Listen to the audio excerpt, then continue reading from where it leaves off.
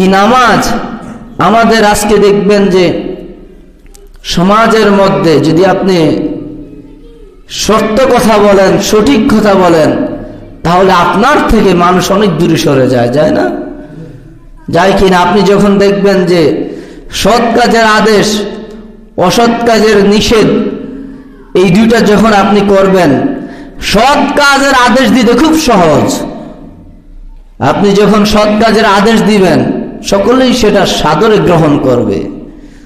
আর যখন সমাজের মধ্যে একটা অন্যায় কাজ চলতেছে, একটা পাপাচার কাজ চলতেছে, এটার বিরুদ্ধে যখন আপনি দাঁড়িয়ে যাবেন, আপনার কাছের মানুষ যারা আপনাকে মহাব্বত করত, ভালোবাসত, তারাও আপনার কাছ থেকে দূরে সরে যাবে না? আপনি যখন সমাজের মধ্যে, যুবক শ্রেণীর মধ্যে আজকে একটা ভাইরাস ঢুকে গিয়েছে, সেই ভাইরাসটা হচ্ছে মাদক দ্রব্য, ঠিক কিনা বলেন?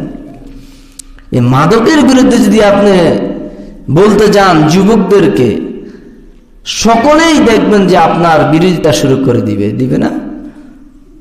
সকলেই। কারণ যুবকরা যে মাদকটা পায়, তার কাছে কি এমনি আসে? এমনি আসে না। আপনি দেখেন যখন মাদক যারা সেবন করে, আল্লাহ রাসূল করিম সাল্লাল্লাহু আলাইহি সাল্লাম বলতেছেন যে তিন শ্রেণীর ব্যক্তি জান্নাতের ঘ্রাণ পাবে না। কয় শ্রেণীর?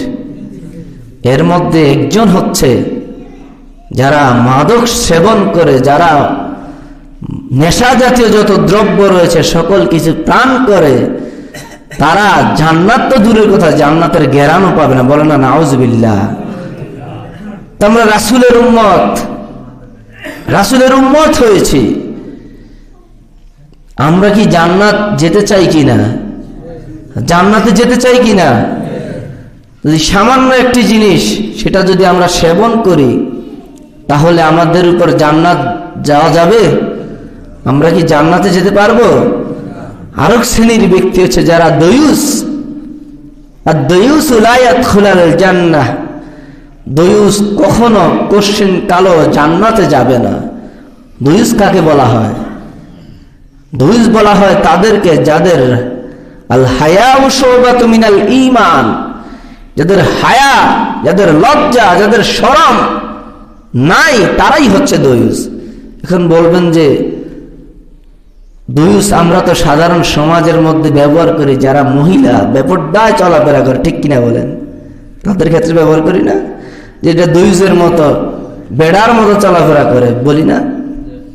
কিন্তু না, যে পুরুষদের মধ্যেও আছে।